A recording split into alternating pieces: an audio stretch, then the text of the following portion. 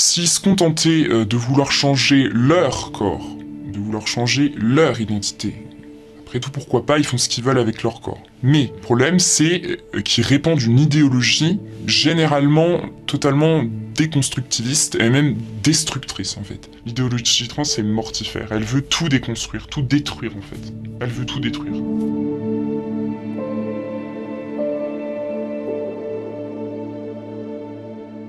Alors moi, c'est Clément. Et je viens des Ardennes à la base. En 2017, je suis arrivé à Paris. J'habitais dans le 19e arrondissement dans une résidence étudiante où politiquement c'est très marqué à gauche. Une gauche dont je n'imaginais pas les dangers en fait à cette époque-là. J'ai commencé à me faire des amis trans, ou en tout cas des amis qui étaient dans le milieu trans, dans le milieu LGBT plus généralement. Depuis petit en fait j'ai une certaine part de féminité, j'ai un côté un peu androgyne.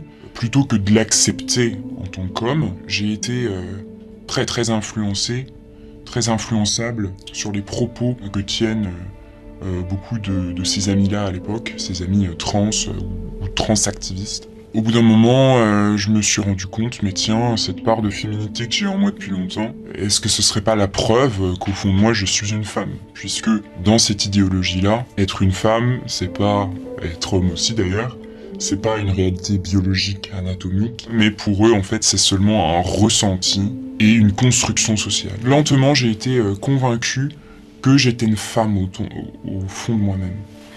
Et donc, j'ai commencé à entamer les procédures administratives, puis médicales. Et donc, ça a été particulièrement rapide. La première étape, c'était d'aller dans une association trans qui répertoriait les psychiatres trans-friendly. Et à partir de là, ça a été quand même assez rapide.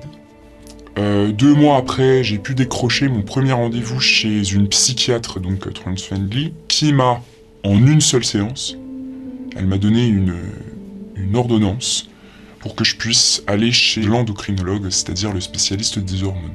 Il a suffi que je simule un petit peu, puisque j'étais pas totalement convaincu d'ailleurs du fait que j'étais une femme, mais j'étais tellement influencé par ce milieu-là et par cette doxa en fait qui nous dit que le sexe est une construction sociale seulement et qu'il n'y a aucune réalité anatomique derrière. J'ai simulé un peu, j'ai parlé de moi au féminin, j'ai fait attention, et donc 1 mois après, j'ai eu mon deuxième rendez-vous chez l'endocrinologue, et là, elle m'a donné l'ordonnance pour que je puisse acheter des hormones féminines, des oestrogènes en gel. Et donc, voilà, pour entamer ce traitement hormonal, c'était 6 mois, quoi. Donc j'ai pris les hormones là pendant 9 mois et j'ai arrêté. Et au fond de moi-même, j'étais même pas absolument convaincu, hein. Mais je les prenais. Et il y a eu différents déclics, en fait, qui m'ont fait passer de cette gauche LGBT, transactiviste, déconstructiviste, à aujourd'hui, donc, je suis plutôt de droite.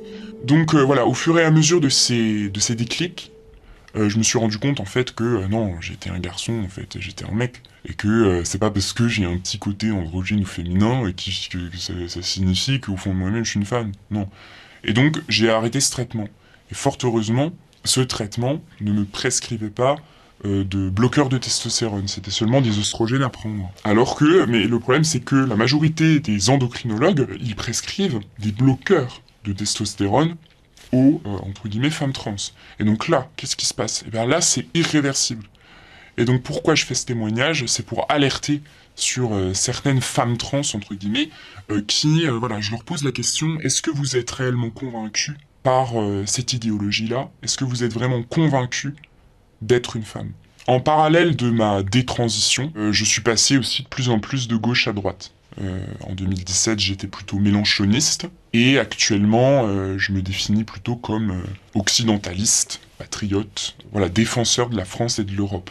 Et pas de l'Union Européenne, hein, on s'entend bien. Un déclic assez frappant, c'est les réactions de certains de mes amis, et la réaction aussi des bien-pensants, on va dire, sur l'incendie de Notre-Dame en 2019. J'ai remarqué en fait que beaucoup de mes amis bien-pensants, hein, trans ou pas hein, d'ailleurs, ils avaient un profond mépris pour tout ce qui représente la France, en fait.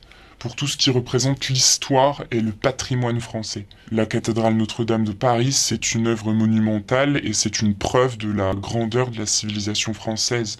Mais ça, non, ça leur passe totalement au-dessus de la tête. Il y avait aussi d'autres déclics hein, qui m'ont fait passer progressivement de gauche à droite. J'étais plutôt terrifié du fait que de plus en plus je voyais des petites filles voilées, avec un chador, totalement couvrant. La plupart des réactions, c'était mais fais attention à pas basculer sur de l'islamophobie par contre. Fais attention à ne pas stigmatiser les musulmans. Donc la plupart des réactions, c'était tout de suite l'islamophobie. Comme si d'ailleurs les musulmans étaient totalement dénués d'esprit critique et ne pouvaient pas eux aussi dénoncer et être en désaccord avec le radicalisme de leur religion. Dans les milieux trans, il ne faut pas parler d'immigration. Il ne faut pas parler des cultures extra-européennes qui ne correspondent pas aux cultures occidentales. Il ne faut pas parler de la misogynie fondamentale dans ces cultures-là. Et il ne faut pas non plus parler d'islam.